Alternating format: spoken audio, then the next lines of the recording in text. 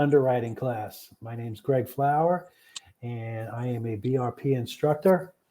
And welcome to BRP, Buy It, Rent It, Profit Education. So tonight we're going to be looking at a property locally that I found on Crexy. So also what I'd like to try and do, we'll get through the underwriting probably in about 30 or 40 minutes. And then what I'd like to do also is, what do you do after your underwriting?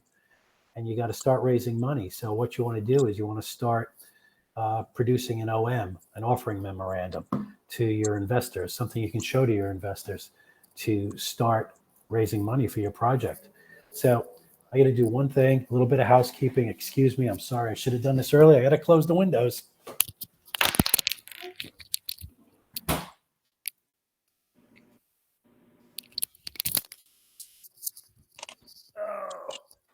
I apologize for that. Oh, there's Miss Lavinia. You got her? Yep. Hi, Lavinia. Hi, everyone. So we're going to be underwriting a property. It's a 48 unit in Tampa. So let me go share my screen. There.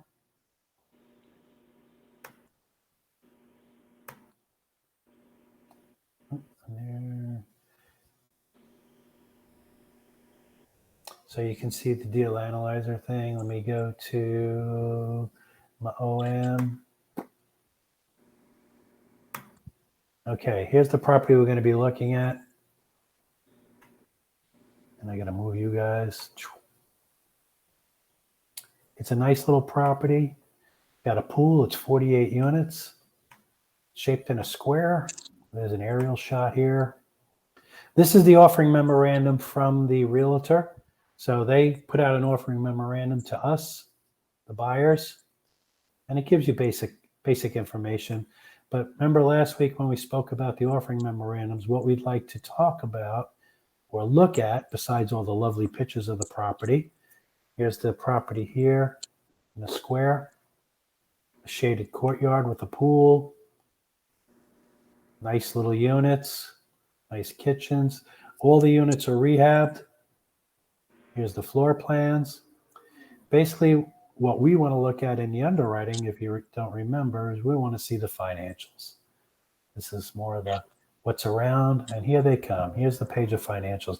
And this is very simple. This is what they gave us. So what we're going to go is we're going to go into back into Buy It, Rent It, Profit.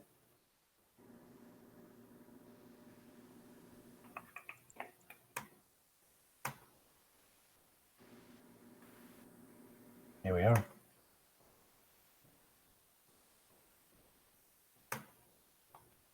So we're going to go into Workstation. And again, just like every other week, if you have any questions, feel free to unmute your microphone and ask. But this is pretty much straightforward. We're going to go to the deal analyzer right inside the platform.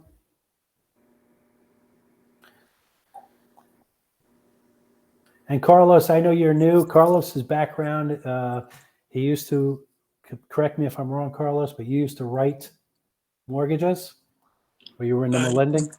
Do the compliance part of it. Okay, you were in compliance, and now he has a different profession, but he has an idea what's going on here. So everybody can see the first page of the deal analyzer, the cover page. Yes?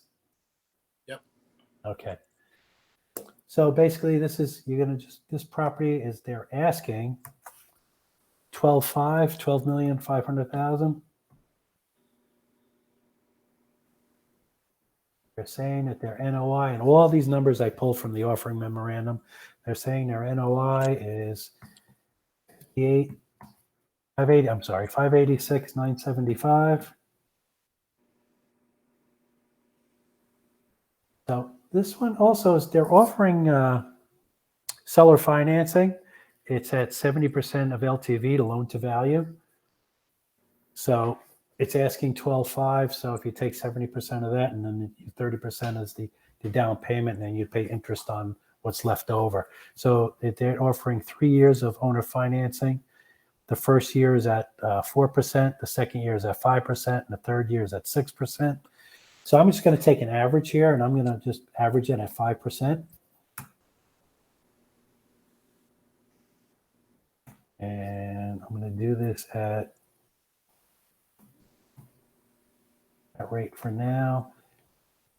We got to remember the debt service ratio, we got to get that up to over 1.3 or right around 1.3. So let's see if we put 30% down. That takes us, we're going to be close. Nope. 40% down. Now, even though it's saying it's 70% and it's only requiring 30% down, I'm still going to try and get that debt service ratio up.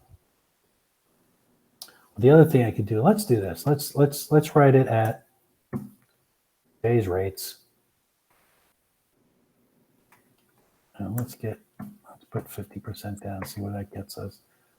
55, and this is going to change. It's just to get us where we want to be. Okay, the debt service ratio right here is at 1.31. So we're going to be putting almost $7 million down just to the initial crunch. And let's go over here to full analyze.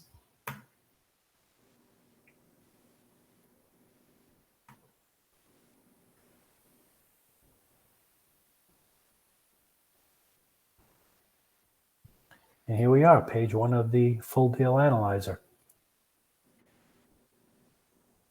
So we're buying multifamily, property's address. I'm just going to call this Bayshore.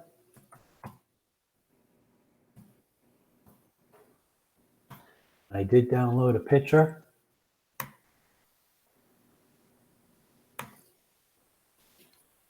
And this is just to help us visualize it. The age of this property, I believe, was built in 1975, the original build. 48 years old. And this is some of the boring stuff that you got to put in, but it helps. The lot size is the gross rentable space. I just had that number too. Here we are, 28,992. And the lot size is, what did it say it is? It's almost 2 acres. So, but I calculated the square footage. The square footage in an acre is 43,560. So 1.9 comes out to 82,000. I'm sorry, should be, what did I do here? An extra number?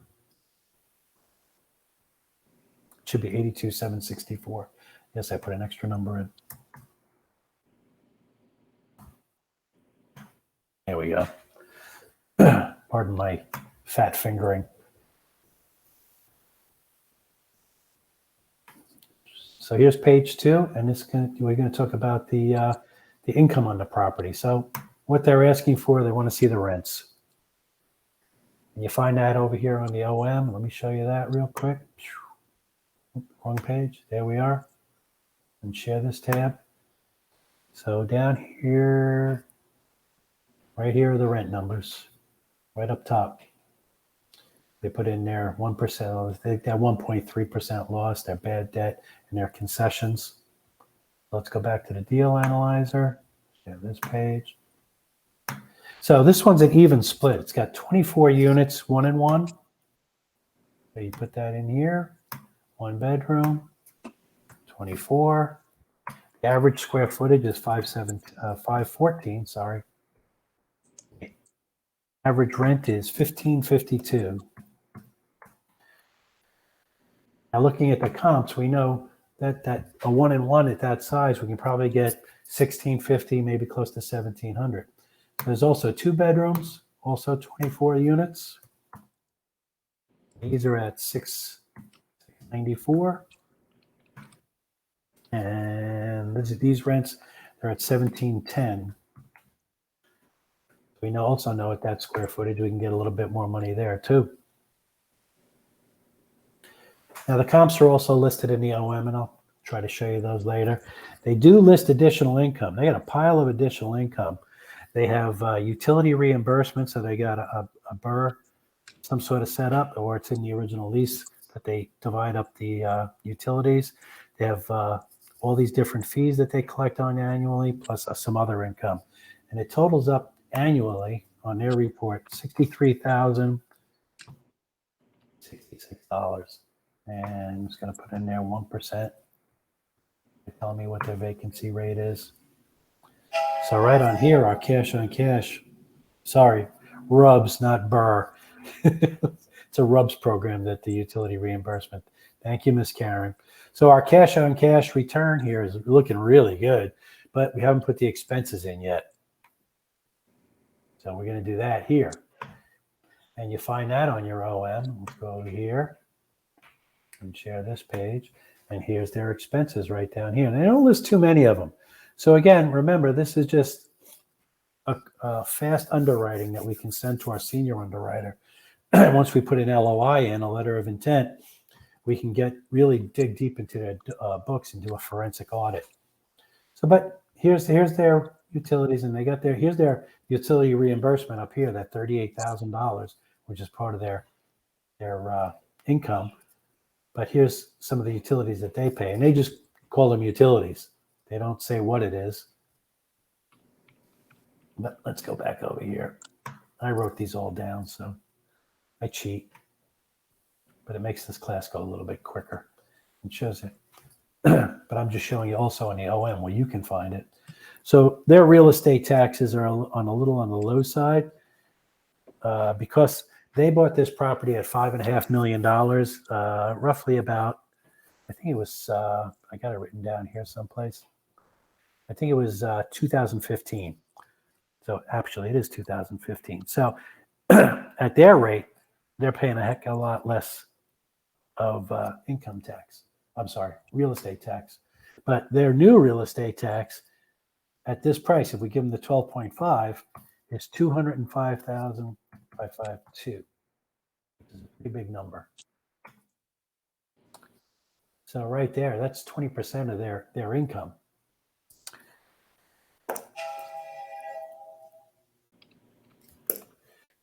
That's 20% of their income. So they also list a management fee, $28,420. We can't see the other screen. You got to switch screens. My bad. You're on Sorry. There we you go. go. Thank you. It's one thing, a bad thing about this. Not a bad thing. It's something I need to get used to. So here's their management fee, and they're talking about $28,422.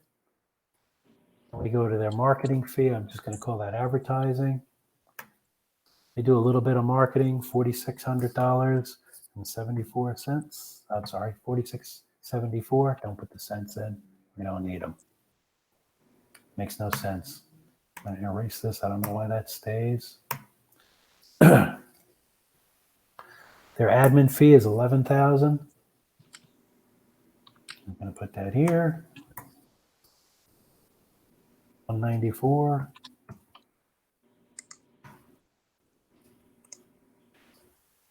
They actually put payroll. Remember last week we had no payroll? That payroll is pretty decent. They had a $60,000 payroll. $60,774. So they're paying one or two guys pretty decent money. Hopefully it's one guy making 60 grand. Operations and maintenance. I'm just going to put that under repair and maintenance, which is $81,000. I'm pretty sure some of this includes their rehab. It seems like a pretty big number for repair, at least to me. And they also have some utilities that they pay, which is probably some garbage or whatever, or their outside electric. This is all their expenses that they're telling me about so far. And again, remember, we're going to dig down and do a forensic audit. So they're at 44%. Generally, your expenses are about somewhere between 45 and 55% of their gross income. So we're going to save. So remember this number, the 791. That's 7.91. That's probably, now it's down to 1.25. So this is a cool screen because you can change the price that you want to pay by sliding this. So right now the way we have the numbers, it's going at almost a 4.5 cap at 12.5. But you can raise that up. Let's say you only want to pay 11.2. Or raise it up a little bit higher. Let's go to a 5 cap. So as this slides, everything changes. They want to pay. So like I said, they paid 5.5. So I think the odds of them getting their asking price is going to be slim. Let's just for now, let's leave that at 12.5.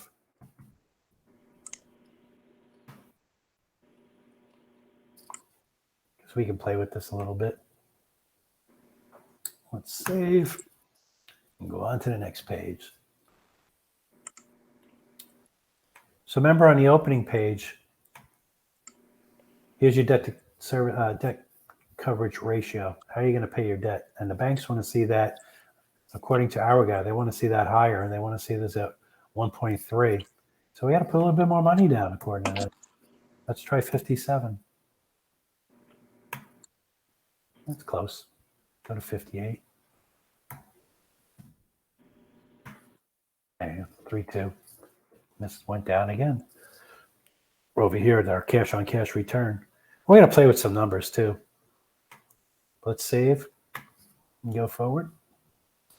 Here's the excuse me. Here's your analyzing review or your analyst review. Gives you the picture and all the numbers we put in so far. Your rental units. Sorry, all your expenses. Breaks it down into monthly. We've got a little bit more work to do.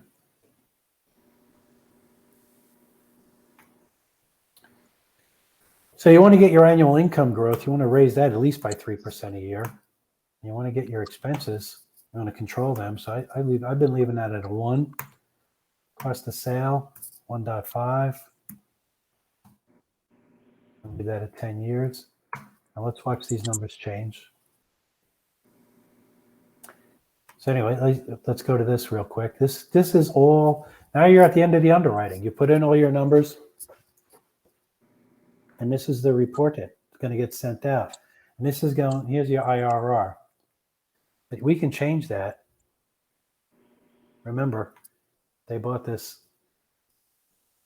Sorry, let's go here. And this shows you your interest payments and your how you're going to pay your mortgage. It's amortized down. So just remember, let's go back. No, it's cool. I ain't about to go back and forth with him or none of that. You know, I already got to ignore him and don't talk to him. Hello?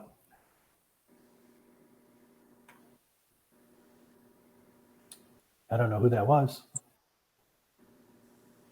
Let's go to property income real quick.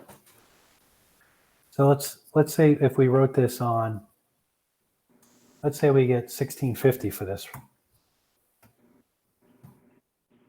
And we get 1800 for the 2-bedroom. That's going to change our, that's expenses now. That's going to change our numbers quite substantially. There's your property income. And now your income's gone up to almost $1 million, 993. You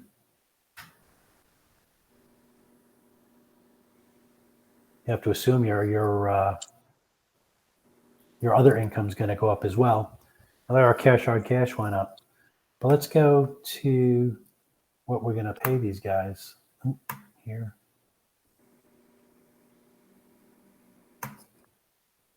Here. Remember we said we can change this because they paid $5.5 million, 8 years ago. Let's say we're going to pay them $11 million.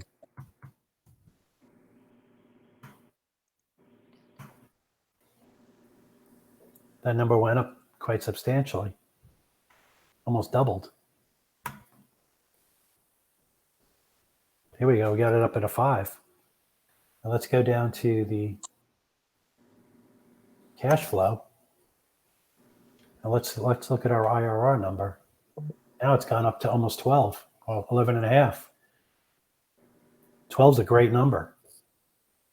How fast you're going to pay back your investors. Are there any questions on the underwriting?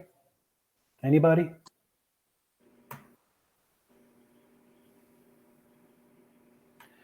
Now remember that 12 IRR, 11.5 IRR is at the pro forma rents that they're telling us. And I think these numbers can actually be a little bit higher. You might be able to get $1,700 for that one bedroom. You might be able to get $1,850.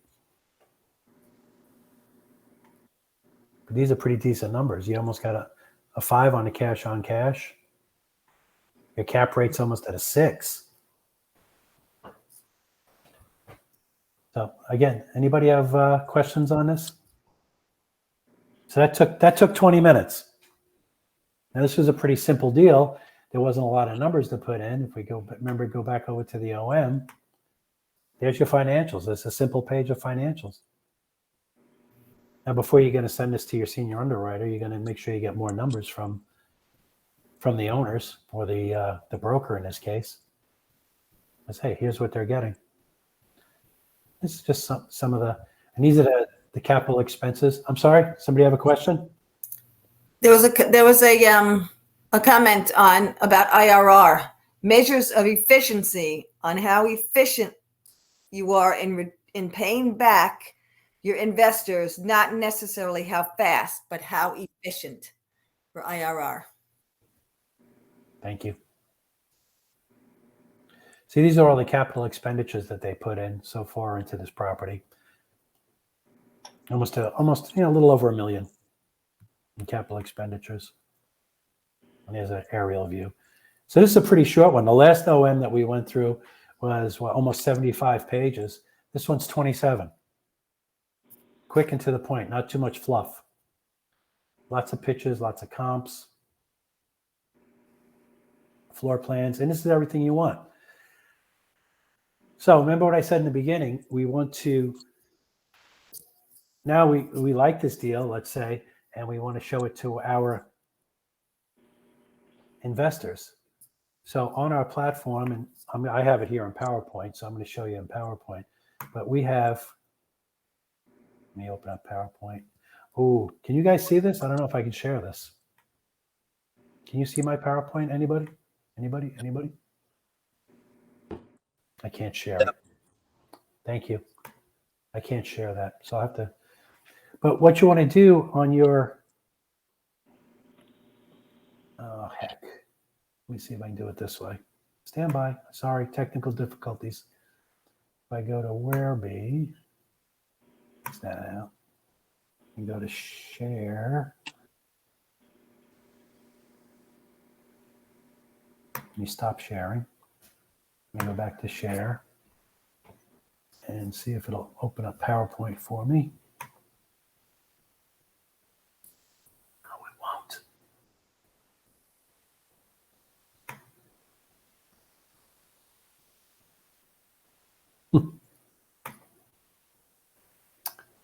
I can't share PowerPoint. Why not?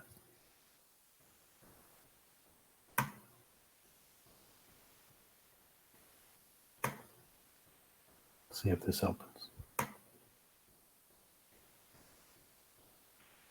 Nobody can see PowerPoint, can they? No. Darn it.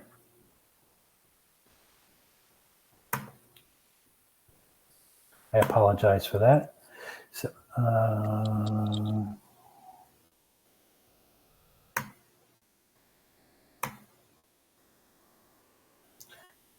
all right. So anyway, you want to create a PowerPoint presentation or an OM to show your investors.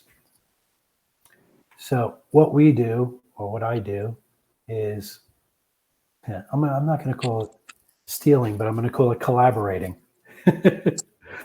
You can use a lot of this information that's in this OM on your OM. And I use a snippet tool, and then I drag it over to PowerPoint. So let's see. Can you all see my snippet tool come up? And I hit new. No, Can you see me doing anything on here? no. Man, No. I'm embarrassed now. But you can create your OM basically by using a lot of the information that their OM has. And you put it in basically in the same format. You have a table of contents, investment highlights, opportunities, property photos, floor plans, location. And what you want to do for all of these is you go in this order. And it's a pretty specific order in which you create your OM.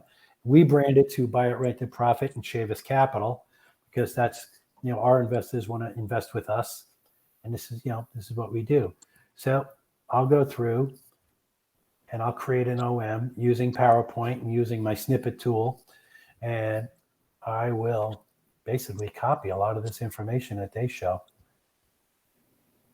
and create an OM for our investors. I'll take this and I'll copy it onto the PowerPoint to show our investors, look, this property has bike racks, bocce court, central AC, custom paint, dog park, fire pits, blah, blah, blah, blah, blah, blah, and on and so forth. I'll also copy this to show when the building was built. I was right, 1975. I guessed that one. It's on the acreage, how many stories. I'll copy I won't copy their financials. I'll put our financials in. I'll put what some of our underwriting. I'll add our underwriting report.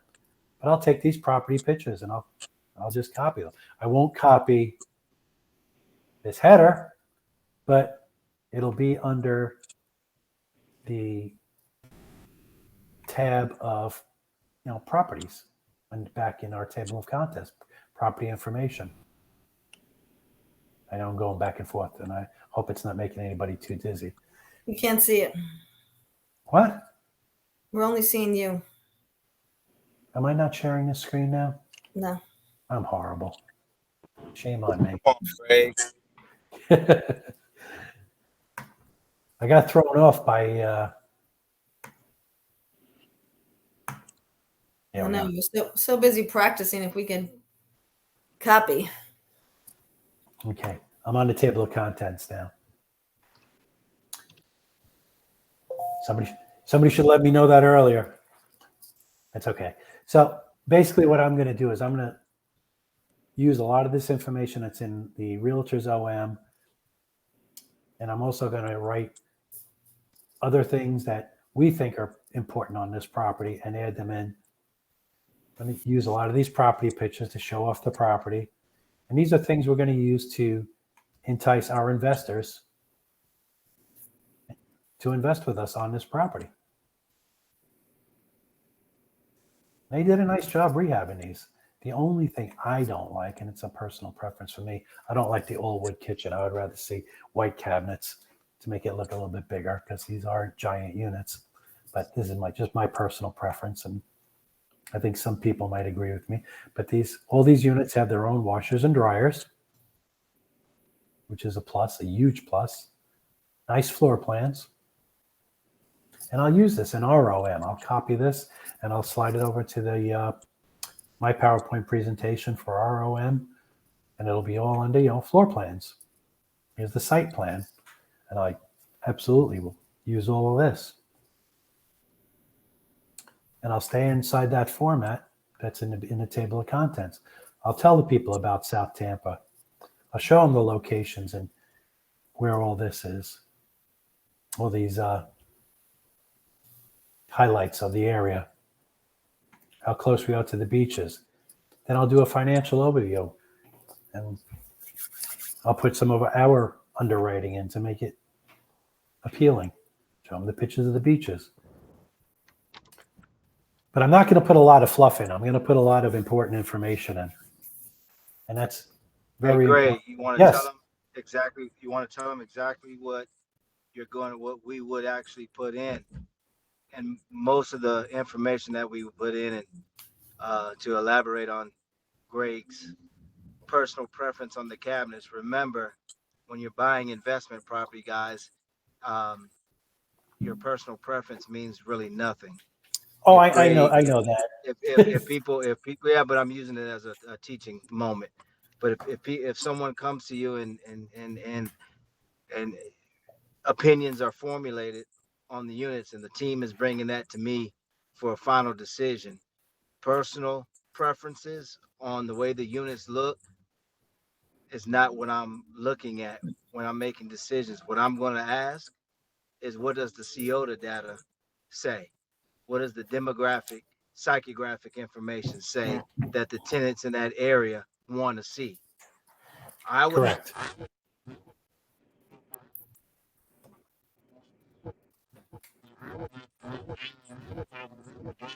Hang on, we Well, lost you, Brian. Brian, we lost you. I cannot hear anything.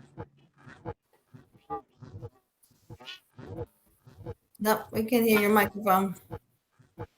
He's very right, the CIOTA. Strategic evaluation of a targeted area. Who's buying? Right. Because the building doesn't pay, the people pay rent. Right.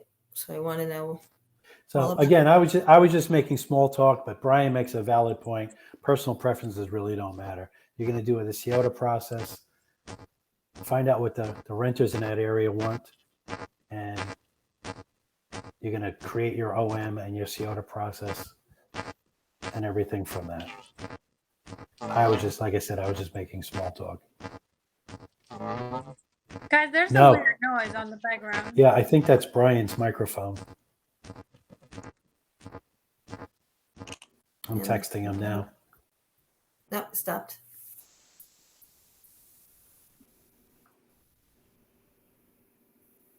This should, because we want to know, right, how many people per household, what's being built around the area.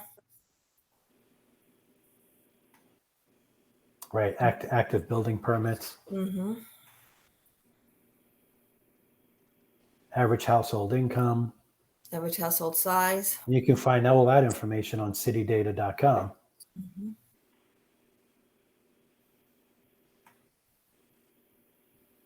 We have all the links on our platform. All right, so I'm going to stop sharing this here.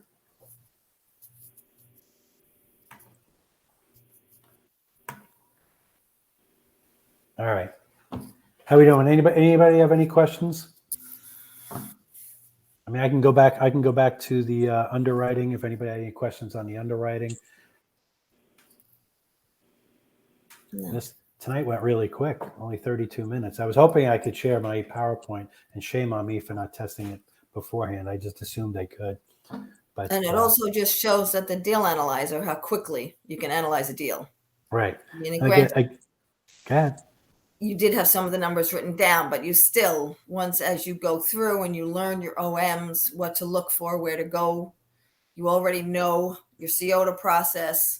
You're going, you're grabbing, you're putting the information in. You can quickly analyze to send off to your investors. Oh, that was the other thing, the link on the analyzer, so you can send it to your Let me investors. go back to that real quick. So you can send it to your team, Share. either whether they're helping to underwrite or whether you're sending it to if it's then, information for your investors. So right here, can you see? Can you see? Everybody see the screen? We're on the deal analyzer. Yeah. Okay. So right down here is the link. You click on this link on the bottom right here, and it says copied. So now you can send this off to your team, your senior underwriters, and everybody else in your team.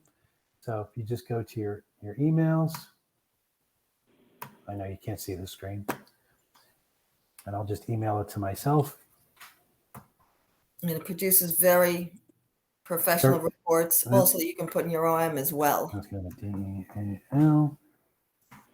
You just B, and there's the link. Hit send. Go to my inbox. There it is. And here's my deal. Open up the link. And this is what it sends you. All these beautiful line-by-line reports.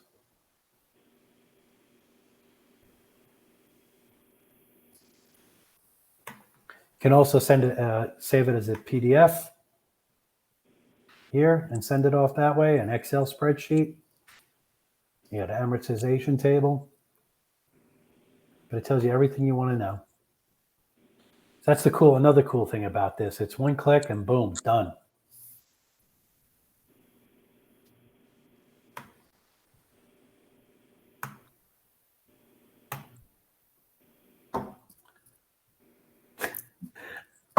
I was hoping I could get into the OM a little bit more, but I apologize for that. I'll be ready for next week. Yeah, I'll try.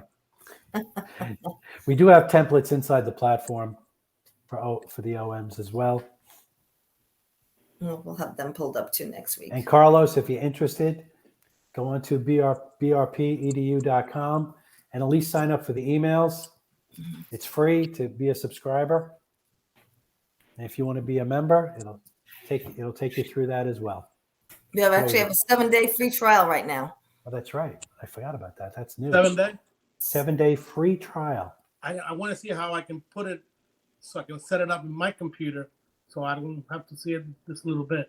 So I can Well, see it. if you just go to brpedu.com on your computer. But it didn't give me the invite from Karen.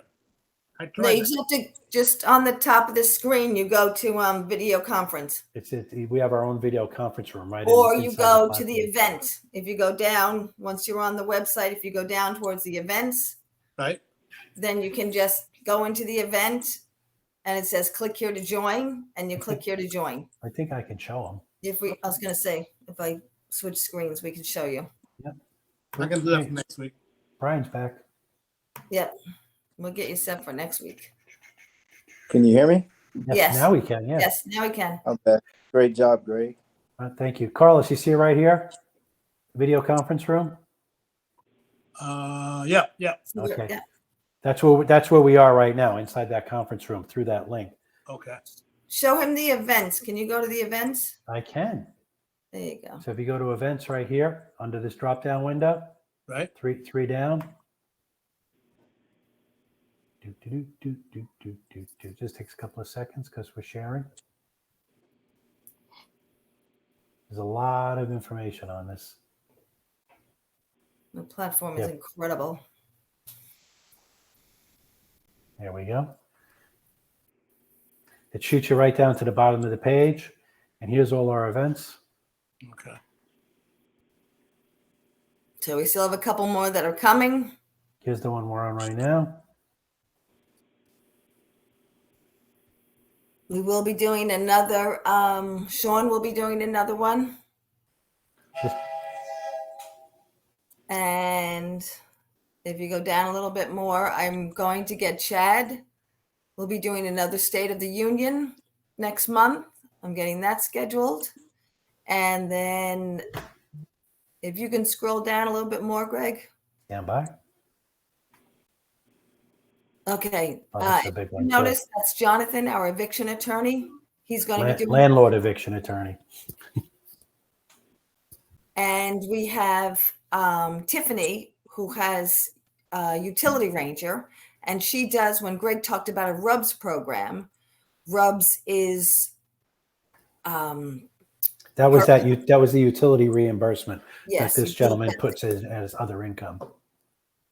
yes. So she has a whole company that helps you set up your whole RUBS program and everything else. And her website monitors it. And it's a great way to value add on a property that does not have things separately metered, because putting in separate meters can be very expensive. So her software will allow you to go in and set it all up for all your tenants. So just to put a number on that, if you didn't have this utility ranger setting up a RUBS program for you, his other income would have went down substantially. He would have lost that $38,632. So that's a big hit to your NOI on an annual basis.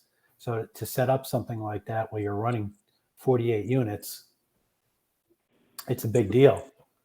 Mm-hmm. So I'm just going to stop sharing here again. So that adds a lot of money back into your pocket. Mm-hmm. and and raises your IRR, which you can pay your investors back quicker.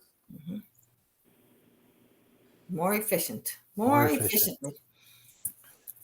So, is there something in the chat? Did somebody put something in the chat? No, No. Okay. we're all good. I saw something there. No, All we're all right. good. Paige, any questions? No questions. Okay. Get in and play. Yeah. Find some deals. You can find them on LoopNet. You can find them on Crexy. You can find them if you have access to your MLS. You can, if you look under income properties, you can find properties there, and request the OM. Sometimes they'll call it a flyer. Sometimes they'll call it an offering memorandum. Some of them are a lot more intricate and a lot more detailed. Some of them are very simple, like this one. And again, our underwriting here is a preliminary underwriting to see if the deal is a good deal to send to your senior underwriter, somebody who's going to really dig down and do a deep dive into their financials to make sure that the property is what the property's saying it is. And then you move along it. But while the senior underwriter is doing that, you're creating your management plan, you're creating your OMs, and you're moving forward. Anything else to add, Brian? No, that is. I think that is. Greg added what I was going to get everyone to focus on was the management plan in conjunction with this underwriting, and understanding that this entire process is 100% predicated on your COTA information. The accuracy from which are you, if Right. there's no COTA information being transferred over into this underwriting, then you're basically just practicing and playing and doing case studies. If you're really going to look at investing and putting your money in, our investors' money into a project, you need to make sure you have that strategic evaluation of a target area. That information needs to be put into this underwriting, and it needs to be the foundation or the cornerstone of the underwriting process as you're going through the numbers. Because like what Greg was mentioning when I was breaking up about the kitchen, I don't want to guess what the prospect tenants are going to want. I want my team to be as accurate as possible on understanding what these individuals are going to want when these vacant units come vacant.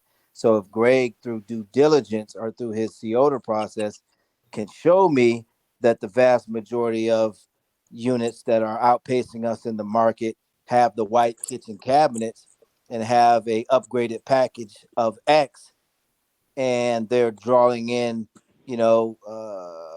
X amount of dollars more in income because of the units being, because of their amenity package being greater than ours, cabinets being white. What does that mean? And typically in your junior underwriting, you're going to have a dollar amount that says if you keep the cabinets the brown, like Greg said, you're going to lose on average, I'm just throwing a number out, $18 a month in potential rent revenue. But if you change it to white, we see that these amenity packages are getting upwards to $17 more in rent, something like that. So you're going to have those numbers. You're going to be able to understand when you paint those things white, what is the actual payback period. So if I do convert over to white, how much is it going to cost me? But how quickly am I going to be able to repay myself, which is known as the payback period. So the underwriting process, like what Greg is showing you guys, is really just the very beginning. There's so many moving pieces to this process that you have to, to learn and kind of master. But at a 10,000 square foot view, that is when Greg brings these projects to the table to be viewed at the senior level. These are the questions that I'm going to then pose to the team. And these are the things that I'm going to ask myself, and then plug those numbers in. And I'll say, okay, Greg, how many units in there are at this brown?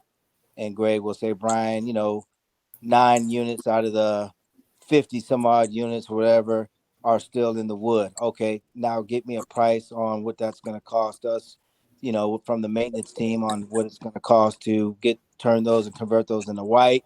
How much is that going to cost altogether? what is the payback period? How quickly through the next rent schedules am I going to be able to receive that, get that income back? And so then we'll have those projections, and then we'll be able to see, you know, how quickly we can increase the rents, how much more revenue we're going to get and draw from turning those cabinets white.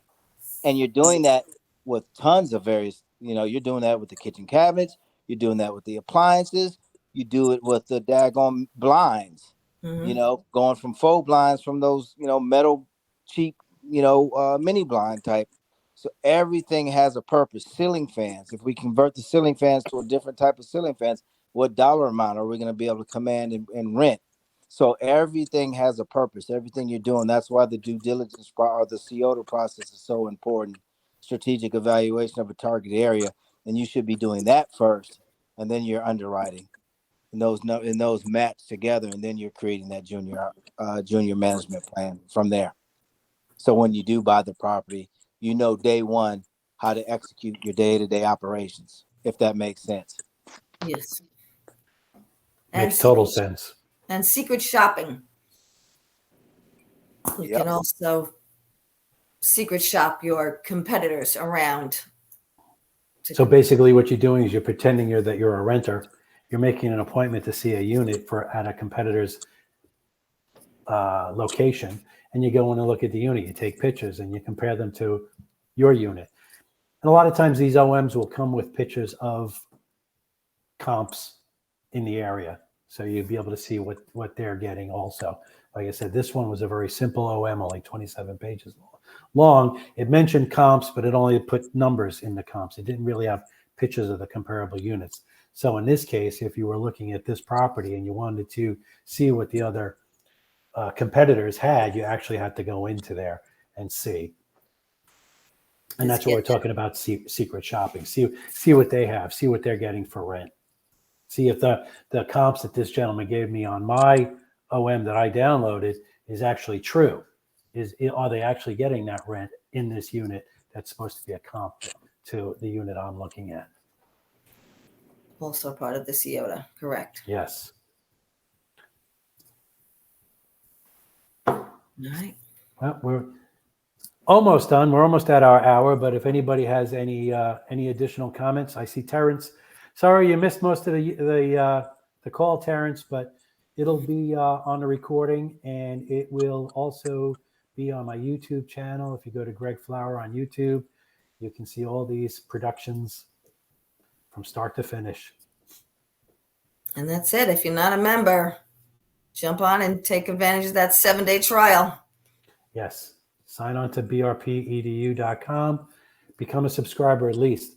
Fill out the paperwork. Give us your email so you can start getting emails with all these lessons that Brian's talking about, the COTA process, Yep. and all these other lessons that thousands and thousands of pieces of material that are on this platform. They'll be emailed to you for no charge. And then if you want to become a member, yeah, it's over $50,000 worth of material that's given to you for free. But I don't want to talk those kind of numbers. I want to talk about everything you can learn and educate yourself on the platform, because this is a full educational platform that's there for you. We're here for you. Any questions that you have, you post in the community, you email us directly. We're here for you. We're here to educate you.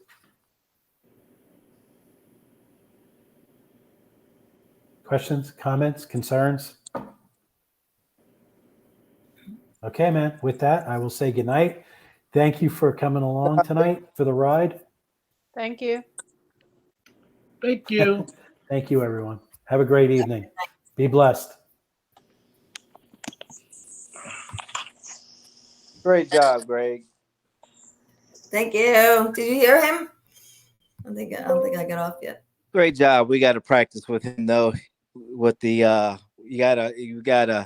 we have to make sure that when you're doing when he's doing the underwriting, you've got to be able to draw and always connect the dots between COTA and underwriting. Yeah, because you're right. Underwriting is like what the rest of these so-called gurus are doing. They're just going through underwriting. Underwriting is the process of really understanding the COTA process and how it works. Underwriting is just a fraction, just just a cog in the wheel. The Right. main wheel, the hub of this whole thing is that COTA process. So, Mm-hmm. Greg, that's what we want to do is focus on the COTA. And maybe that's what maybe next week you do when you do these. Start with your COTA and saying, hey, look, Mm-hmm. this is the framework from which we're starting from. We're starting from COTA. What is COTA? This is COTA. This information then is going into the underwriting. Let's assume we've already went and spent the last 30 days combing through our COTA process. Now we're ready to underwrite. So you're Mm-hmm. always connecting those dots like I did on that Thursday call. If you remember, I connected all the dots and showed how everything works together. And when you make a mistake in one area, it impacts another area. It could be months after you've owned the property if you didn't do your COTA process the correct way. So how it all works together in that ecosystem is really important as an instructor, that you understand how to lay everything out, but also take them through the journey and connect the dots, how it all connects. Yeah, Mhm. correct. I think what I'm going to do is I'm going to download your slide from Buy It, Rent It, Profit Live that has the The wheel. Yep. My friend Yeah, is just watch. the Really, past. I would just watch that. I got the recording of the and I forgot what I did with it. I got the recording from that day I did the 30-minute, and I think I got it, and I put it in my video, and I actually edited it. So I would just listen to that at night. It's Yep. because that was the fastest that I've ever done it, and the most Yes. condensed form that I've ever done it. But it was to the point. But it's great for it. We can actually that's a brilliant idea, Greg. We can actually chop that up and use that to teach our instructors how to teach that portion. Yes. And Great then I idea. can just give the COTA fast track guides that you can read, and that helps you brush up on that. Mhm. Because that was the fastest I ever done it in 20 minutes. And if you just listen to that at night and dedicate yourself to listen to that for 20 minutes at night, and read through that fast track guide, then you're gonna have it. You'll pick up on all the stuff that I said, and you'll be able to Yep. regurgitate it. Yes. Yep. Good Very point. cool. Good All right, point. remind me to get that to you tomorrow, sir. All right, Already thank written. I got Okay. you. You guys get some rest. Love you. Okay. I Love you. was crossing the bridge. The reason why I went dead because I was down the street from you guys. I was dropping off the Christmas tree boxes and bringing the boxes back to the garage. So Oh, okay. Preparation for decoration. that's right. That's right. You guys Yeah. get some rest. I'll see you guys in the morning. Love you guys. Good All night. Love right. you. Take care. Bye, Terrence. Good night, Hi, Terrence. Terrence. Man, thank you for always being there, brother. And your daughter is beautiful, man.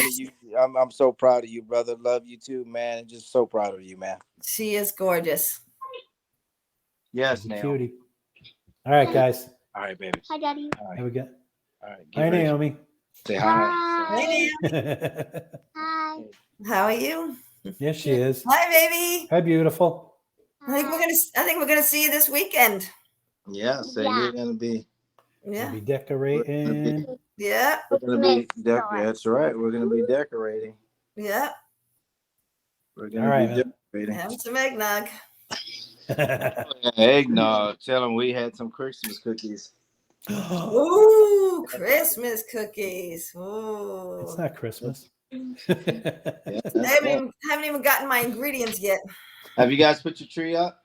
No, No. it's in the box. Come on, man. What you waiting on? Get that thing unboxed. Christmas trees up. That's right. We have to decide where we're going to put it for sure. Yeah. I have one suggestion, but I'm sure it'll go where Karen wants. It'll get vetoed. We know. I have no pull when it comes to decoration. Oh, it'll get vetoed on the floor. You'll lose that bill. Just get it up, Greg. Just don't care. Just put the Christmas tree up. I don't care where it goes. All right, man. Get Good that night. sucker up. All right, guys. Good night. All Get right. some Okay. Bye. Bye. guys.